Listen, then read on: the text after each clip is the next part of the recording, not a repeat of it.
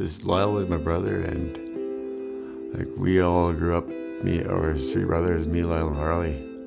And one way or another, there's addictions to all three of us, alcohol or drugs.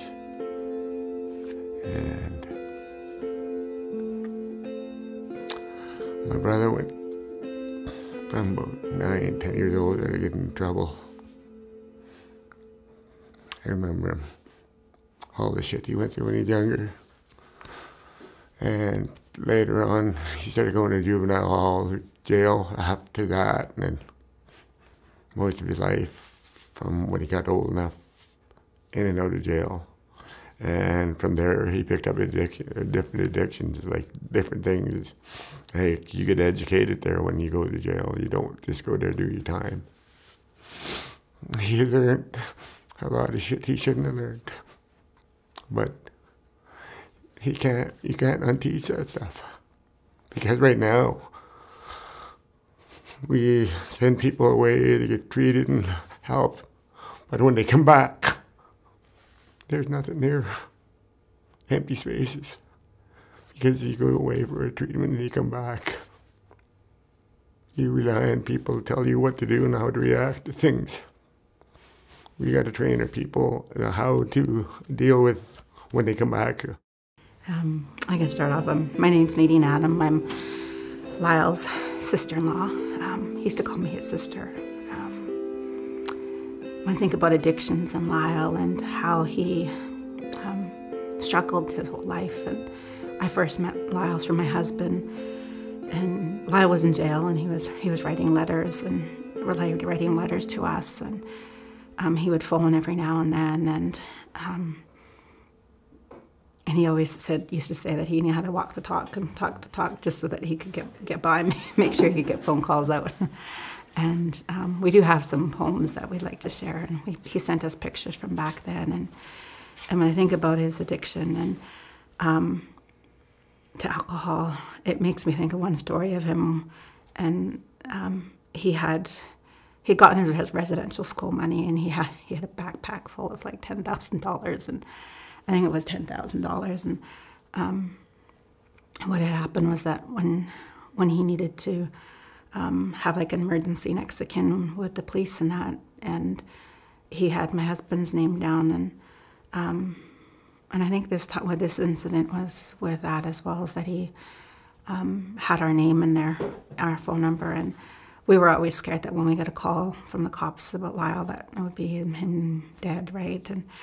And this incident, they found Lyle's backpack, and it was in the winter, and I guess what had happened is Lyle was so high and drunk that he actually, when he saw the police coming, he went up. It was happening at Clinton around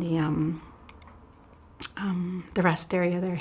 He took off over the hill, and he dropped his backpack, and he had all his residential school money in there. I remember when he sobered up, and he had called us, and he was telling me that he had money set aside for his niece Nicole, and he had a necklace in there, and I thought it was odd that he was really happy that the necklace wasn't gone, because he really wanted it for Nicole, and because I thought, well, there's like $10,000 in there, right? But he was going to go buy some vehicles and share his wealth with people. So even though he was at his height really at that point, because he was almost all his money had been gone, he was still thinking of sharing with other people. And so whenever I go by the rest area, I always think of him, because I thought, I guess he woke up, but he had some money in his pocket, because he woke up and he was at the hotel back in Clinton. And another time when I think about him and his addiction, he would message us, phone us, or text us, and through Facebook Messenger as well too. And he was down in Vancouver, and he was talking about how he was doing heroin and stuff, and I was telling him he needed to go get help, and for whatever reason he decided to text me this picture of where he was at, and literally the bathtub was full. In the picture, all I could see was all these needles just full, and he took, like, you could see the toilet and the needles were high between the sink and the tub. The toilet was here and they were high, right, almost overflowing into the toilet, and they were in the bathtub. And I told him to get the F out of there because he didn't need to be there. And what if he gets AIDS or hepatitis or something like that? And it was so upsetting. And I kept bugging him, telling him to leave and to go home and come back up here. And yeah, it was hard to talk to him when he was like that. And I'd have to tell him that I had enough, because he'd message like at 3 a.m. or something like that and say, I had enough, you need to go sober up and go find some help. And but then at the same time, then I knew that he was looking for help to get out of there, because he knew that it was bad. And he would talk about wanting to come home to Teen and Nicole, and that he needed to have a better life, and he needed to be a better brother and uncle. And he was always thankful that he could come to us as well. And he knew a lot, like he knew what he wanted to be, and he used to always talk about how he couldn't, because he just didn't feel like he deserved love. And when I think about him and him when he would sober up and he would be clean and he'd be with us, and he would talk about how he wanted to come back as our daughter Veronica's grandbabies, because he said that we raised her right and she'll raise her kids right, and they won't have any problems with alcohol and drugs, and they won't have to deal with residential school and or losing people. And so he thought deeply about things like that, right? That he wanted a better life for himself, and he believed that people do come back, and so he would like to be as one of Veronica's children, her grandchildren. I was really close with Lyle when he was younger, and especially after I moved into Kinner Creek. I moved over to Kinner Creek and wound up getting married over there. And as soon as we moved over there, Lyle was always down the house. The other boys came, but not as often as Lyle, and they went home when they were called and that. But Lyle seemed to make a connection with us and always wanted to stay with us. So we got quite close with him, and he was a really nice fellow. One of the things I remember about Lyle when he first started staying with us was he really liked to cook. He always wanted to be cooking, and he was always asking me how to do different things, so I taught him how to bake cakes and pies and cookies and donuts.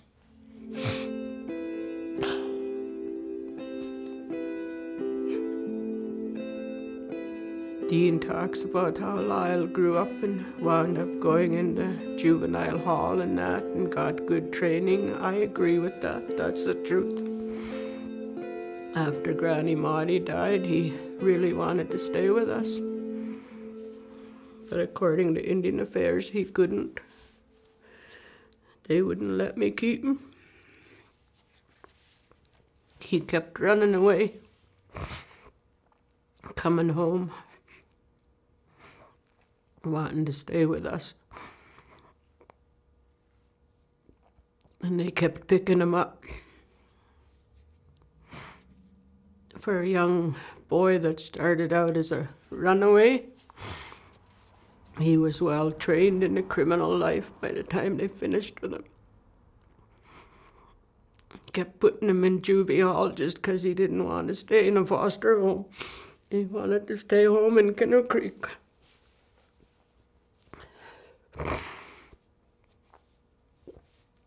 I remember they put him in that home down in Lillooet. And it was funny that guard dog helped him run away. The German Shepherd came from the neighboring ranch. And it was funny, every time Lyle went to work with David, that dog chased him, tried to attack him. But when he wound up in that juvenile facility in Lillooet. That German Shepherd recognized him, but instead of attacking him, it started being friends with him. That dog escorted him to the top of the mountain coming out of Lillooet, and he come down into Clinton. He made it home. We got a good laugh out of that because Sarge used to try and chew him up when he was working over the ranch with David, but it helped him run away.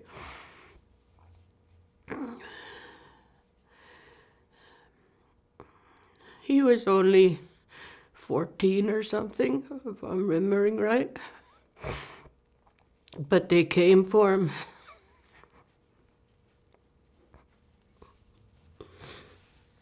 They came for him like if he was a hardened criminal.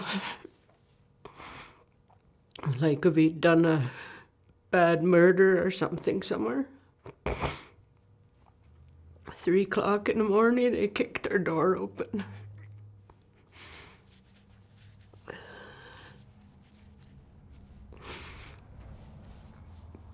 Before we could even react, they were standing in our bedroom. 2 cops with rifles pointed at us, looking for a young kid that just wanted to be home with his family.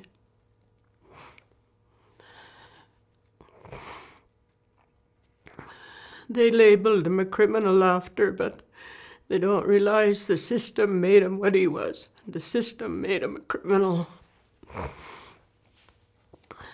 I truly believe right here, if they'd left him alone and let him stay with us, he would have been okay. He might have done a bit of drinking and everything, but like Dean made it to turn it around when he got older. I made it to turn it around. Lyle probably would have too if they'd left him alone. But they said he should be in foster care, not with us. I never forgot that when they kicked our door in and done that. I got up and I was yelling and screaming and fighting with that cop. I didn't care. I told him I could name 3 guys on this reserve that are wanted. They got warrants out for them. Why aren't you kicking in their fucking doors? I said, he's just a kid. He's not hurting nothing. And then when he was leaving, I said, take your clothes. Got that duffel bag, and right away that cop wanted to look in it. He wanted to make sure what was in it before he took it out the door.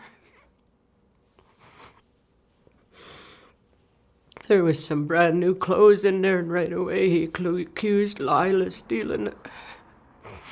I told him he didn't fucking steal it, we bought it for him. Told him not all Indians are thieves. But they took him out of there. He wound up on Vancouver Island where he couldn't run away. Then he started getting in and out of trouble, going to jail. He never did forget though, because he did 10 years in jail. He phoned me all the time. He wrote me letters all the time. And he'd always say, how's so-and-so, and how's Granny so-and-so, how's Uncle, or whatever. And I tell him they passed away.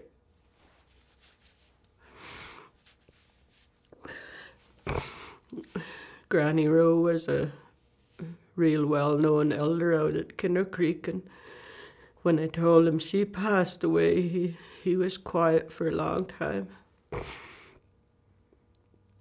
And then he said, I gotta go. He wrote me a letter after, and he said, Auntie, he said, I'm gonna smarten up, I'm gonna get out of this place. He says, I gotta come home and see Grandpa Stobie before he passes away next. Come home and see you before somebody tells me you're gone. he made his way home when he got out of jail. He did smarten up and made it to get out. Come and start visiting, but unfortunately he didn't make it home before Grandpa Stobie passed away. Good afternoon, everyone. My name is Hank Adams. I'm Lyle's brother. I'm not his biological brother, but we grew up together, and we're close family as well. So we spend a lot of time together, when we were younger. But as I'd mentioned earlier, I wanted to talk about his time here before he went to Vancouver. As I'd mentioned earlier, he didn't like it here. He wanted to be back in Van because he knew that's where he was able to thrive, and there's supports that he had there, as opposed to here in Williams Lake, there isn't that many supports here in this town. And the reason we're trying to get him back into into Vancouver was that he was going to go to the Cordova house, and he was being helped by the Bloom group down there, to get there. And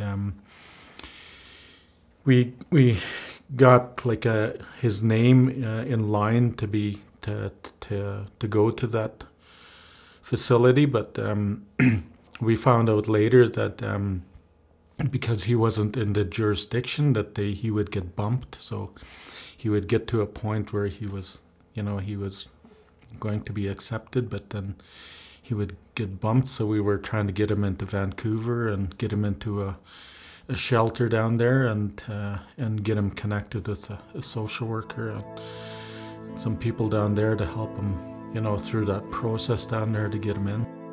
I grew up with him, and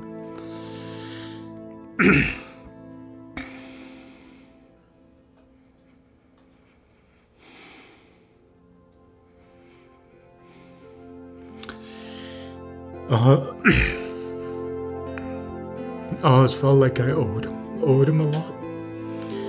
Because when I got kicked out of my home when I was 13 and ended up in the streets here and wherever else we were, he always took care of me. I couldn't shoplift, and he was like a guy who didn't fear any of that stuff. He could walk into the store and walk out of the big ghetto blaster or whatever, get the guy to come over and help him load up a canoe onto a truck, and they would drive away. That's the way he was. He wasn't afraid of those kinds of things, but I was. And so he fed me. We'd be standing outside in cold rain and stuff, or snow, and he'd be saying, well, what do you want to eat? Do you want bologna? You want ham? Do you want chips? What kind of pop do you want? Do you want pepperoni? What do you want? Do you want apples? Do you want oranges? What do you want? And him and Paul Bill was another guy that hung around us. They would come and they would feed me, and I'd be waiting outside, and they'd pull out a loaf of bread and pull out ham or bologna, whatever I wanted. Do you want pop, chips? Yeah. But he grew up in the system. He mentioned to me last year that he spent 42 years of his life in prison.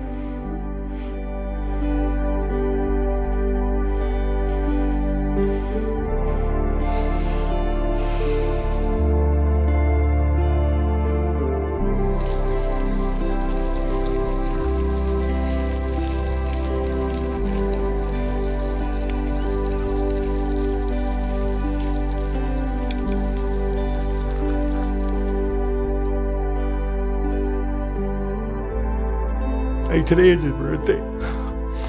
I woke up sad this morning, missing him. I go to bed at night sad because I miss my brother. I miss him every day. I come up here and I think maybe I'll see him up here, but that ain't gonna happen. I put shit away, I put clothes away for him because every time throughout the years he'd come by my place and ask me, brother, I need some clothes, and I'd already have it back for him, ready for him to take, and he'd be on his way to visit wherever he's going. I still do that, and now I know I don't have to anymore. But that's just something I've been doing for years. And I still look for him. I just miss him, and I love him with all my heart.